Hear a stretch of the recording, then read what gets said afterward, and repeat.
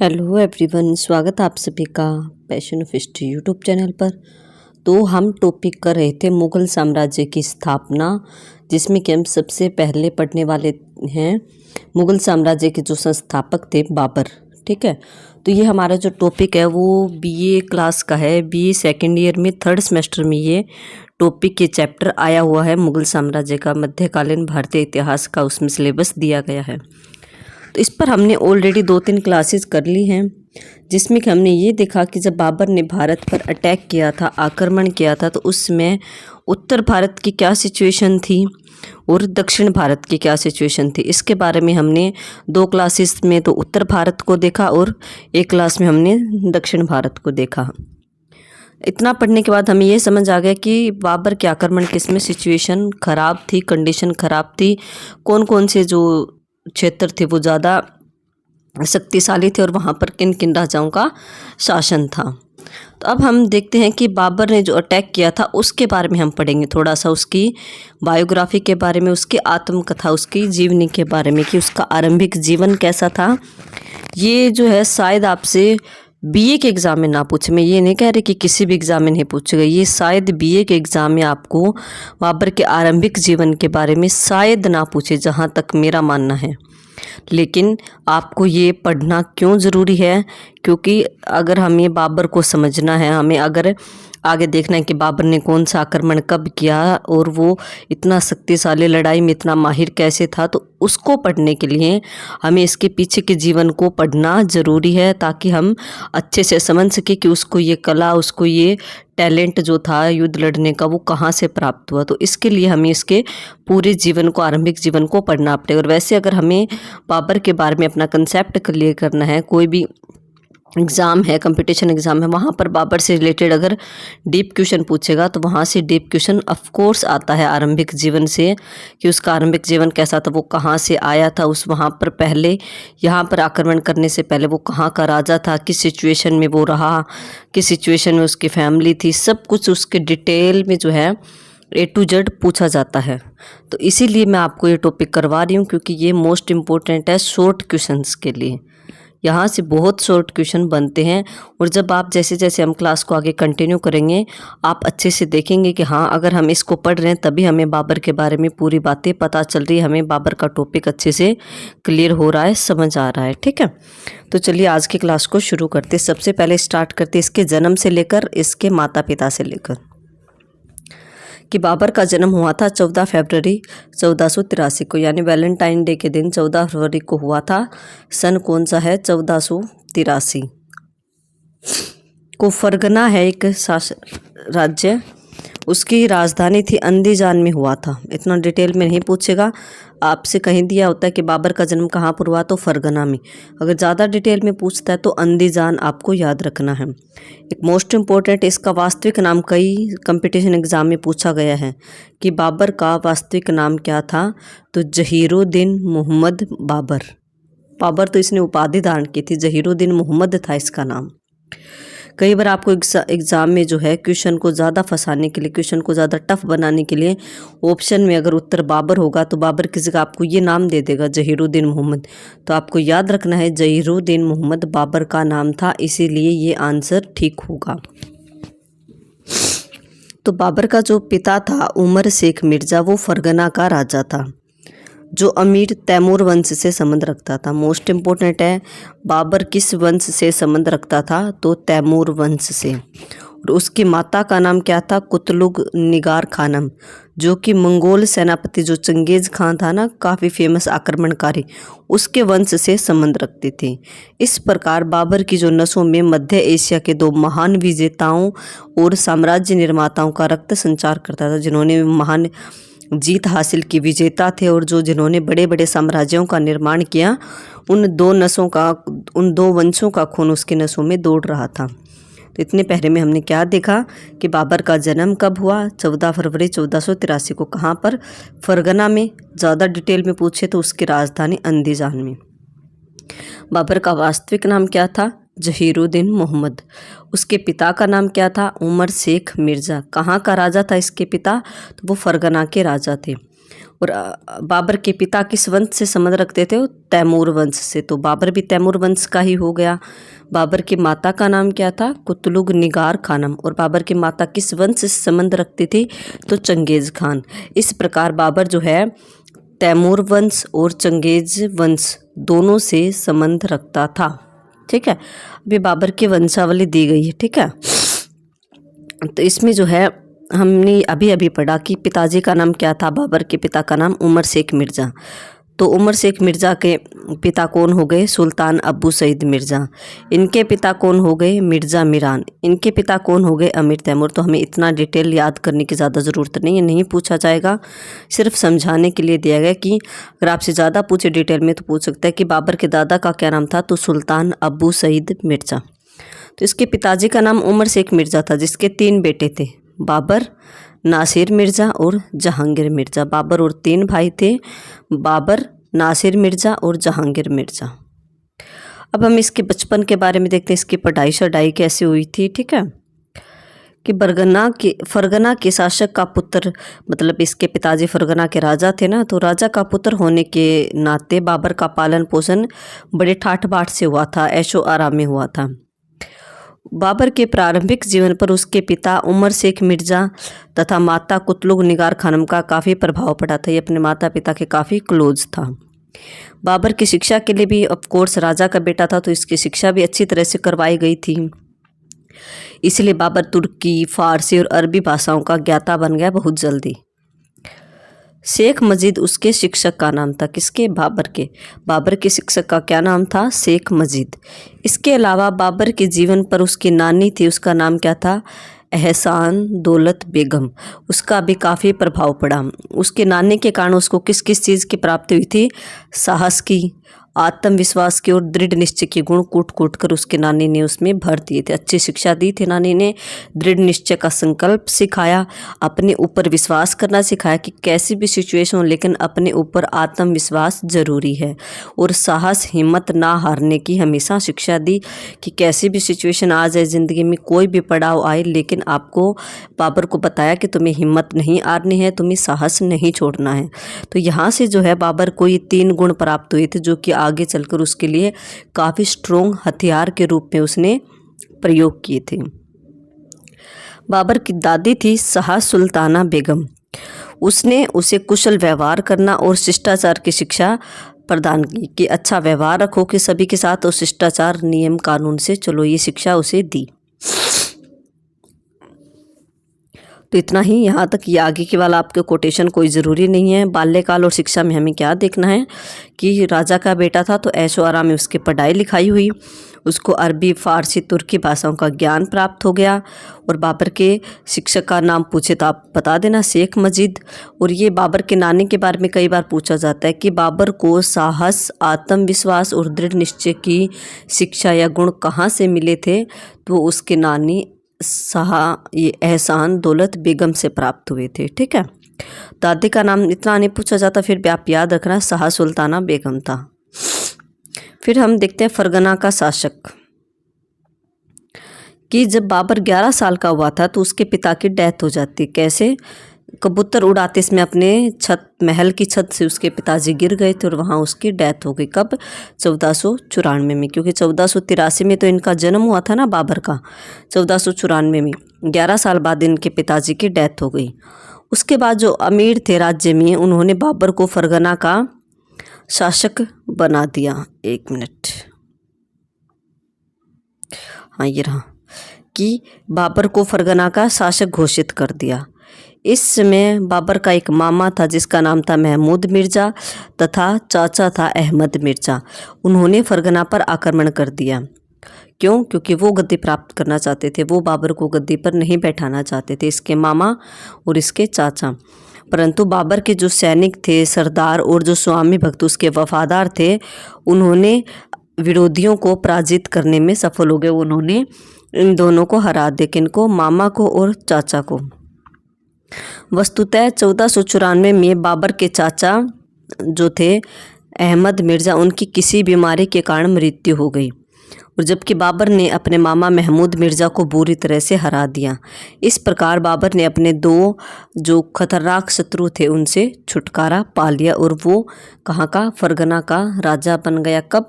11 साल की उम्र में 1494 ईस्वी में। आगे है समरकंद की विजय। के राजा बनने के बाद उसने कहाँ कहाँ पर जीत प्राप्त की, कहाँ कहाँ की विजय की। ठीक है, ये देखते हैं। एक मिनट। आई होप आपको ऊपर का जितना मैंने पढ़ाया क्लियर हुआ होगा। अगर कोई भी दिक्कत लगे तो आप मुझे कमेंट सेक्शन में कमेंट कर देना। कहीं मैं पढ़ाई जा रही हूँ और आपको कुछ समझ ही नहीं आ रहा, ऊपर से जा रहा है। शायद मैंने कोशिश तो की है बहुत अच्छे से डिटेल से समझाने की, इतनी ज़्यादा स्पीड भी नहीं रखी हुई है। तो मेरे अकॉर्डिंग जितना मेरा मानना है आपको अच्छे से क्लियर हो रहा होगा कंसेप्ट। अभी तक हमने क्या देखा? हमने बाबर की स्टार्टिंग के, उनके पिताजी माता के नाम देख लिए, उनके जन्म के बारे में देखा, उनके दादा का नाम ये वगैरह देख लिए। फिर हमने उनकी पढ़ाई लिखाई के बारे में देखा कि कैसे उनकी पढ़ाई लिखाई हुई, अपनी नानी से उसने कौन से गुण प्राप्त किए, अपनी दादी से कौन से गुण प्राप्त किए। फिर हमने देखा कि बाबर कैसे राजा बना, अपने पिता की मृत्यु के बाद 11 साल की उम्र में वो शासक बन गया था। उसके दो खतरनाक भयानक शत्रु थे, एक तो चाचा था, एक मामा था। चाचा की तो किसी रोग के कारण डेथ हो गई, अपने मामा को उसने महमूद मिर्ज़ा को बुरी तरह से हरा दिया था। अब बाबर ने जो है जीत हासिल करनी शुरू कर दी राजा बनने के बाद कि अपने चाचा अहमद मिर्ज़ा की मृत्यु के बाद बाबर ने 1494 में समरकंद को जीतने का निर्णय लिया। समरकंद जो था वो तैमूर के साम्राज्य की राजधानी रह चुका था। तैमूर के राज्य की राजधानी मतलब तैमूर वंश से ये बाबर रिलेट करता था ना, इसके पिताजी तैमूर वंश से थे। तो इस राज्य की पहले समरकंद राजधानी हुआ करता था। अंदीजान बाद में राजधानी बना, लेकिन पहले समरकंद था। और यह नगर जो था समरकंद, वो अपनी सुंदर मस्जिदें थी, यहाँ पर विद्यालय थे, उपवन मतलब बाग बगीचे थे और भवन थे, और ये काफ़ी फेमस था। इसलिए बाबर ने अपने पूर्वजों के अधीन रह चुके इस नगर पर अधिकार करना चाहता था कि ये पुराने समय में हमारे तैमूर वंश के लोगों का इस पर अधिकार हुआ करता था, लेकिन ये अधिकार हट गया। तो अब बाबर के मन में आई कि मैं भी इस क्षेत्र को दोबारा से जीतूं और तैमूर वंश का इस पर शासन स्थापित करूं। इसलिए जो है 1495-96 में समरकंद पर आक्रमण कर दिया, परंतु वह इसे जीतने में सफल नहीं हो सका। फिर पहली बार तो उसने 1495-96 में ट्राई किया। फिर उससे नेक्स्ट ईयर 1497 ईस्वी में बाबर ने दूसरी बार समरकंद पर आक्रमण किया और इस बार उसने समरकंद को जीत लिया, लेकिन 100 दिनों तक वह इसे अपने आप पास रख सका। फिर कोई बीमारी फैल गई समरकंद नगर में, तो इस कारण उसे उस नगर को छोड़कर जाना पड़ा। और इसका लाभ किसने उठाया? उसके जो शत्रु थे बाबर के, उन्होंने फरगना में विद्रोह कर दिया और बाबर के जो भाई थे जहांगीर मिर्ज़ा, उसको गद्दी पर बैठा दिया। क्योंकि बाबर कहाँ पर बिजी था? वो समरकंद को जीतने में बिजी था और यहाँ पर रह गया था वो थोड़े दिन। तो शत्रुओं को इतना मौका मिल गया, उन्होंने वहाँ पर फरगना में विद्रोह कर दिया, लोगों को बाबर के खिलाफ भड़का दिया। और इसका फ़ायदा उठाकर बाबर का जो भाई था जहांगीर मिर्ज़ा, वो गद्दी पर बैठ गया। बाबर को उस समय निराशा हाथ लगी जब उसे पता चला कि समरकंद भी हाथ से निकल गया, बीमारी के कारण उसे छोड़ना पड़ा। और वह फरगना लौटा तो फरगना भी उसके हाथ से निकल चुका था, क्योंकि वहाँ पर उसका भाई उसकी जगह गद्दी पर बैठ चुका था। तो इस तरह से जो है समरकंद की विजय के चक्कर में समरकंद की जीत भी उसने हासिल की, लेकिन वो 100 दिनों तक ही उस जीत को अपने पास रख सका। समरकंद भी हाथ से चला गया और फरगना भी हाथ से चला गया। तो आपसे पूछे कि बाबर ने समरकंद की विजय कब की? तो 1497 ईस्वी में। कोशिश की थी 1-2 साल पहले, नहीं हुआ, लेकिन दूसरी बार वो सफल हो गया। अब देखते हैं बाबर का आवारा जीवन, कि अब वो कहीं का राजा नहीं था, ना तो फरगना उसके पास था, ना उसके पास था समरकंद। अब तो थोड़ा सा उसका टाइम पीरियड मुश्किल आता है, वो इधर उधर भटकता रहता है। कब से कब तक भटका वो? 1497 से लेकर 1504, 7 साल जो है वो इधर उधर भटकता रहा। कि 1504 ईस्वी तक बाबर जो है भाग्य की खोज में इधर उधर भटकता रहा। भाग्य खोज मतलब कोई अच्छे काम की तलाश में वो इधर उधर भटकता रहा। परंतु बाबर ने अपने हौसला नहीं खोया। ये उसके दादी ने कहा था ना उसको कि तुम्हें भी किसी भी सिचुएशन में हिम्मत नहीं हारनी, तुम्हें हौसला नहीं खोना है, साहस नहीं खोना है। उसने 1498 में फरगना को जीत लिया परंतु 1500 ईस्वी में उसे वापस खो दिया। मतलब उसके हाथ में फरगना आया था वापस, लेकिन 2 साल के लिए उसने फिर से उसे खो दिया। 1501 में उज़्बेक सरदार था, एक उज़्बेक कबीले का नाम है, वहाँ का सरदार था शैबानी खान, जो कि बाबर का कड़ा दुश्मन था। उसको हराकर समरकंद पर उसने दोबारा से अधिकार कर लिया। इस समय उसने अपने चचेरी बहन थी आयशा, उससे विवाह भी कर लिया बाबर ने। लेकिन इस बार बाबर जो है 8 महीनों तक की समरकंद को अपने अधीन रख लिया। शैबानी खां भी काफ़ी स्ट्रोंग था, उसने दोबारा से समरकंद को जीत लिया। ठीक है, देखो फरगना को उसने 1498 में जीता, लेकिन 1500 में खो देता है। फिर समरकंद जहाँ पर बीमारी के कारण उसको छोड़ना पड़ा था, तो उसने 1501 में समरकंद पर ट्राई किया जीतने को, लेकिन वो सफल हो गया। वहाँ का सरदार कौन था उस समय? शैबानी खान। उसको हराकर उसने समरकंद पर अधिकार कर लिया, लेकिन 8 महीनों तक ही वो वहाँ पर शासन कर पाया। उसके बाद जो ये सरदार शैबानी खान था, उसने वापस समरकंद को अपने कब्जे में ले लिया। लेकिन इस 8 महीने में बाबर ने नया काम क्या किया कि उसने शादी कर ली, जो उसके चाचा की लड़की थी, उसका नाम था आयशा। तो बाबर की पत्नी का नाम क्या हो गया? आयशा बेगम। इसके बाद बाबर जो था वो 1502 से 1504 तक अपने थोड़े बहुत अनुयायी, मतलब अपने साथियों के साथ एक स्थान से दूसरे स्थान पर भटकता रहा। कई बार उसे कठिन रास्तों से नंगे पैर गुजरना पड़ा। यह उसका सबसे कष्टमय, सबसे दुख भरा समय था। उसे अनेक बार गांव वालों से रोटी मांगकर खानी पड़ी। उसके कुछ साथी सैनिक भी उसका साथ छोड़ गए, क्योंकि वो उसके साथ ज़्यादा आगे सफ़र में नहीं चल पाए कि बाबर का जीवन तो बिल्कुल आवारा हो चुका था इस समय। परंतु इन कठिन परिस्थितियों में भी बाबर ने अपना हौसला नहीं खोया। देखिए, इतनी सिचुएशन ख़राब हो गई, इतनी मुश्किलों का उसे सामना करना पड़ा, लेकिन उसने साहस नहीं छोड़ा, हिम्मत नहीं छोड़ी। बाबर ने अपनी आत्मकथा, जो कि उसकी आत्मकथा का नाम है तुजुक ए बाबरी, उस किताब में लिखा है कि मुझे संसार में अपने आत्मा के अलावा कोई भी वफादार मित्र नहीं मिला, और अपने हृदय, अपने दिल के अलावा कोई भी विश्वास पात्र इंसान नहीं मिला। तो ये लाइन इसके बारे में पूछी गई है कि ये बाबर ने लाइन कहाँ पर लिखी, तो अपनी आत्मकथा में। और किस लिए लिखी? तो ये अपने कठिन दिन जो आए थे, कठिन परिस्थितियाँ आए थी, उसका जीवन दुख भरा समय चल रहा था उसके जीवन में 1502 से 1504 तक। उसमें उसने अपने आत्मकथा में अपनी इस पीड़ा को दर्शाया है। ठीक है, तो हमने क्या क्या देख लिया?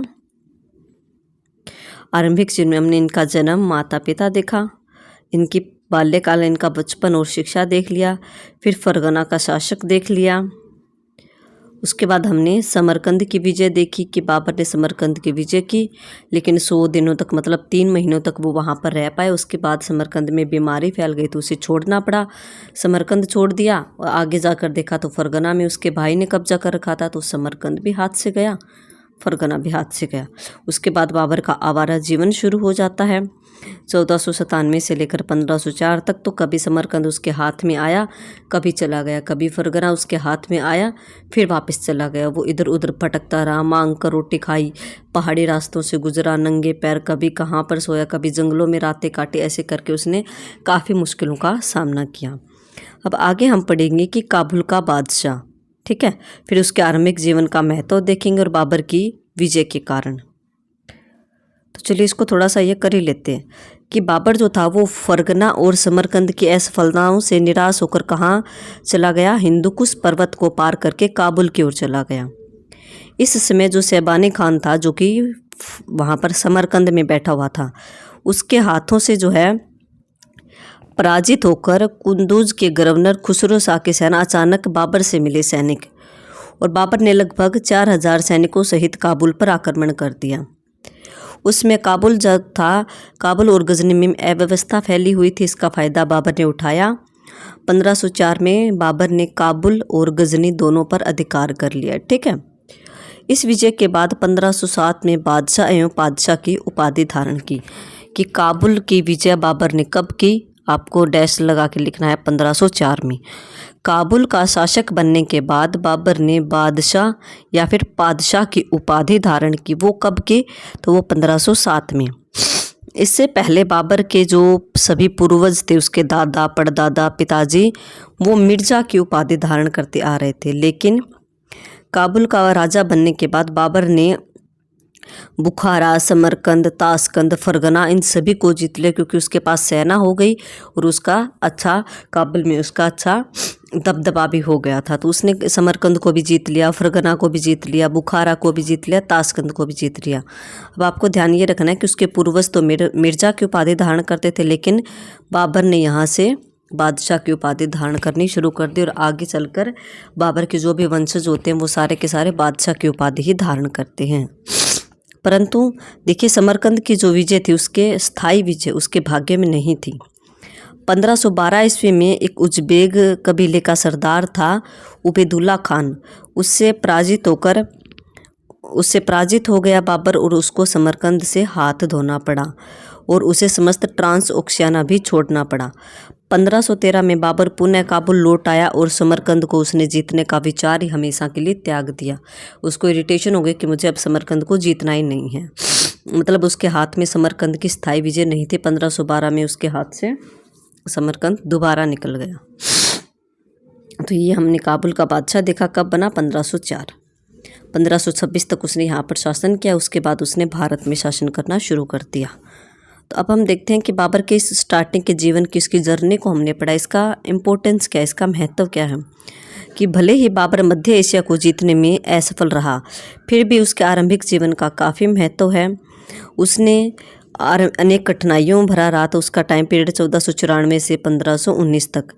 उस दौरान उसने बहुत कुछ सीखा। इन मुश्किल घड़ी में उसने जो उज्बेक सरदार उसको मिले थे, उससे उसने एक नई युद्ध करने की तकनीक सीखी थी, जिसको कि तुलुगमा युद्ध प्रणाली बोला जाता है।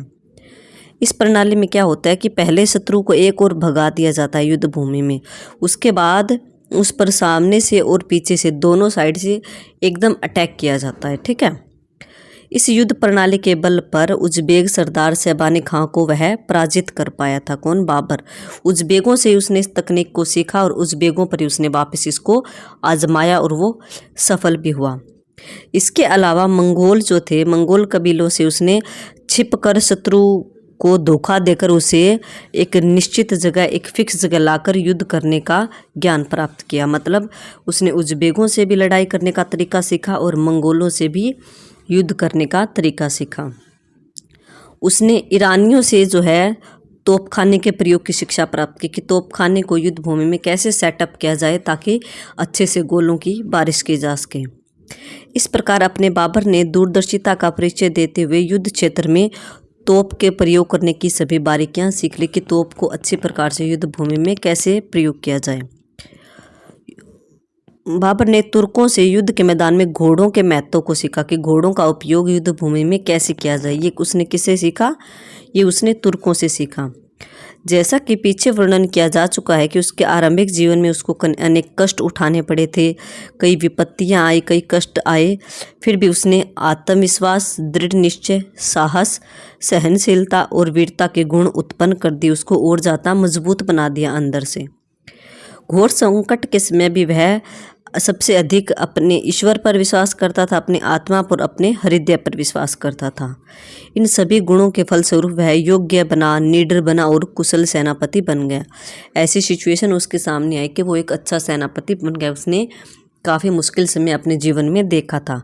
इस प्रकार बाबर के आरंभिक जीवन ने उसे साम्राज्य की स्थापना करने के योग्य बना दिया।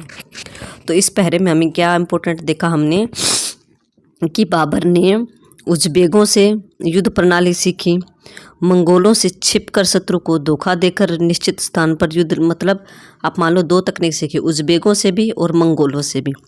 तुर्कों से उसने युद्ध में घोड़ों के महत्व को सीखा।